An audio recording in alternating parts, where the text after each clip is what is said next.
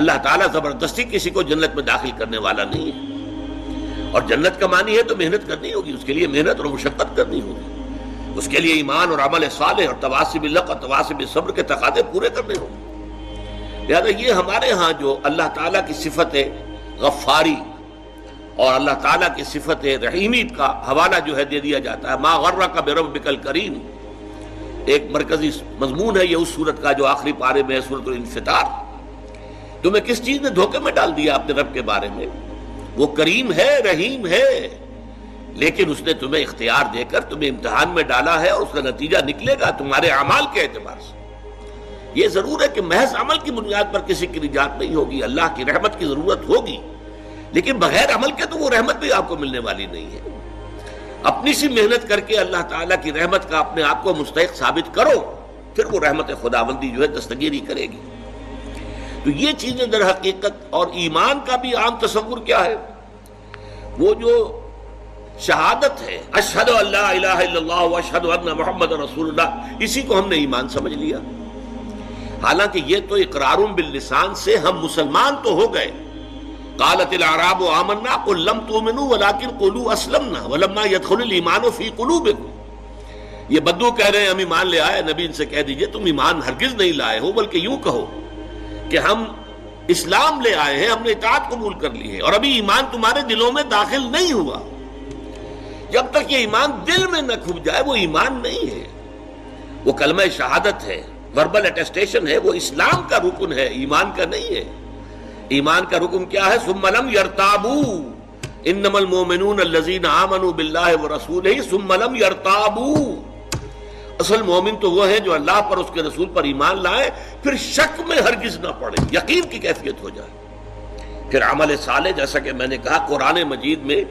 شاذ آپ کو بڑا تلاش کرنے کے مقام تلاش کرنا پڑے گا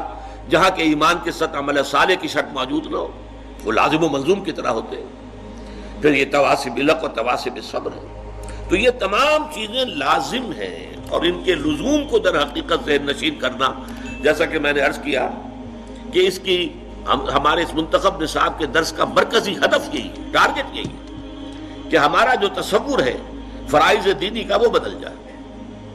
اب دیکھیں ان چاروں چیزوں کے اندر در حقیقت یہ چار چیزیں نہیں ہیں، بلکہ یہ ایک ہی سلسلے کی چار کڑیاں ہیں، ایک سے دوسری شے خود بخود برآمد ہوتی ہے۔ میں اس کو ایک بڑی سادہ سی مثال سے پہلے سمجھاؤں۔ دیکھیے دنیا میں کوئی معاملہ آپ کے سامنے آتا ہے، فرض کیجئے کہ کوئی جھگڑا ہے، کوئی تنازع ہے، کوئی قضیہ ہے، پہلا کام اگر آپ واقعتاً شریف انسان ہیں، مضبوط سیرت و کردار کے مالک انسان ہیں، صاحب کردار انسان ہے، تو پہلا کام کیا ہوگا کہ آپ اصل حقیقت تلاش کریں امکانی حد تک کہ مسئلہ ہے کیا، کس کا حق ہے، کون برحق ہے، کون جو ہے اس کا حق ثابت ہوتا ہے۔ تو پہلے یہ ہے تفتیش، تحقیق کہ حقیقت معلوم ہو جائے۔ ثانیاً اب جو حقیقت آپ پر منکشف ہو، اب اسے قبول کرنا دل سے، اور اگر اس کا کوئی اثر آپ کی ذات پر بھی پڑتا ہو تو اس کو عملاً اختیار کرنا۔ فرض کیجئے کہ اس معاملے میں کوئی ایسا پہلو نکل آیا ہے جس کی زد خود آپ پر پڑ رہی ہے، تو اس لیے کہ مجھ پر زد آ رہی ہے یا میرے والدین پر آ رہی ہے، میرے رشتہ داروں پر آ رہی ہے،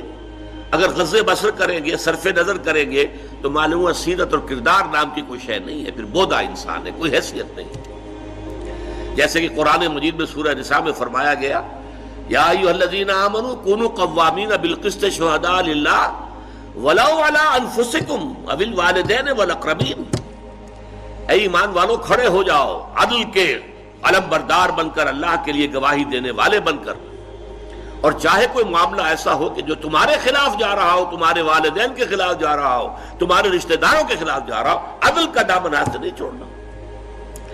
اسی طرح فرض کیجئے کوئی فیصلہ جو ہے صحیح بات، اس سے آپ کے کسی دشمن کو فائدہ پہنچ رہا ہے، اب یہاں اس وجہ سے نہ رک جائیں۔ یا ایھا الذین آمنوا، یہ سورہ مائدہ میں ہے، کونوا قوامین للہ شہداء بالقسط ولا یجرمنکم شنآن قوم علی الا تعدلوا اعدلوا هو اقرب للتقوی۔ دیکھو کہیں ایسا نہ ہو کسی کی دشمنی تمہیں زیادہ عدل سے اور زیادہ حق سے منحرف کر دے۔ اس لیے کہ دشمن کو فائدہ پہنچ رہا ہے تو یہ بات میں کیسے کہہ دوں؟ نہیں، دشمن کو فائدہ پہنچ رہا ہو یا اپنے کو نقصان پہنچتا ہو، جو حق ہے اسے بیان کرنا ہے اور اسے قبول کرنا ہے اگر واقعی سیرت و کردار کا حامل انسان ہے۔ تیسرے درجے میں یہ کہ اس کا واشگاف اعلان کرو، ڈنکے کی چوٹ اعلان کرو۔ اور چوتھے یہ کہ اگر اس میں کوئی ریزنٹمنٹ ہوتی ہے، کوئی فریق جو ہے آپ کے خلاف کوئی اقدام کرتا ہے، کوئی پروپیگنڈا کرتا ہے، کوئی آپ کے خلاف جو ہے کوئی اور ایسی تدبیر کرتا ہے جس سے نقصان پہنچ سکتا ہے، تو ڈر کر خاموش نہیں ہو جانا، بلکہ یہ کہ وہ سارے خطرات کو برداشت کرتے ہوئے مردانہ وار جو حق بات ہے اسے کہنا ضرور ہے، اور اگر اس میں کوئی تکلیف آ رہی ہے تو اس کو جھیلنا ہے۔ یہ خود بخود جو ہے یہ 4 قدم جو ہے، اگر انسان صاحب کردار ہے، اگر اس میں واقعتاً سیرت اور کریکٹر نام کی کوئی شے ہے، تو یہ خود بخود ہوگا کہ ہر شے کی حقیقت تلاش کرو۔ نمبر 2 اس کو قبول کرو، اور اس کا کوئی عملی تقاضا ہے تو اس کو پورا کرو، اس کا اعلان کرو ڈنکے کی چوٹ، اور اگر اس میں تم پر کوئی تکلیف آئے تو جھیلو۔ فَأُولَٰئِكَ يَدْخُلُونَ الْجَنَّةَ يُرْزَقُونَ فِيهَا بِغَيْرِ حِسَاب، تو وہ لوگ ہوں گے کہ جو جنت میں داخل کیے جائیں گے، اور وہاں انہیں جو کچھ ملے گا وہ کسی حساب کتاب سے ماورا ہوگا۔ وہ 10 گنا 700 گنا اس کو چھوڑو، اس کا تو کوئی حساب کتاب ممکن ہی نہیں، تو ان کے لیے جنت میں۔ یہ میں بہت دفعہ واضح کر چکا ہوں کہ جنت کی نعمتوں کا جن کا ذکر قرآن میں ہے، یہ اصل میں جسے عربی میں کہتے ہیں نزل، یہ نزل ہے، وہ چیزیں جو ہم جانتے بھی ہیں کہ جو بھی وہاں کلما رزقوا منها من ثمرۃ رزقا قالوا هذا الذي رزقنا من قبل، آم دیا جائے، صحیح آم تو ہم کھاتے تھے، دنیا میں بھی کھاتے تھے، اس آم کی جو لذت ہوگی اس کا آپ تصور بھی نہیں کر سکتے دنیا کے آم کی، تو نعمتیں وہی ہوں گی، لیکن یہ نزل ہے۔ نزل کسے کہتے ہیں عربی زبان میں؟ نزیل کہتے ہیں، نزل ینزل اترنا۔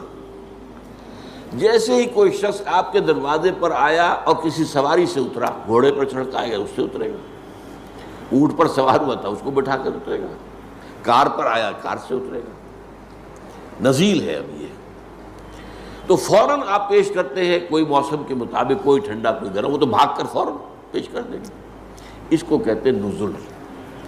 جو کسی مہمان کی آمد کے فوراً بعد پیش کر دیا جائے۔ اب وہ آپ کے ہاں مقیم ہو گیا، اب وہ ضیف ہے، ضیف مہمان۔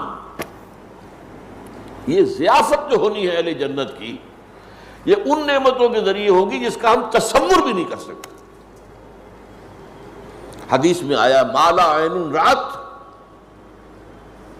ولا اذن سمعت وما خطر علی قلب بشر۔ یہ ضیافت جو ہوگی وہاں بعد میں، وہ تو حقیقت کہا کہ وہ ایسی چیزیں ہیں جو نہ کسی آنکھ نے دیکھی، نہ کسی کان نے سنی، نہ کسی کے دل میں اس کا احساس و خیال تک وارد ہوا۔ تو قرآن مجید میں جب بھی آپ اس کو دیکھیں تو اب نزل کے اندر وہ کیا گیا ہے، اس کی بھی کیا اس کی توجیہ ہے عقلی۔ وہ ساری دنیاوی نعمتیں جن سے انسان نے اپنے آپ کو روکے رکھا،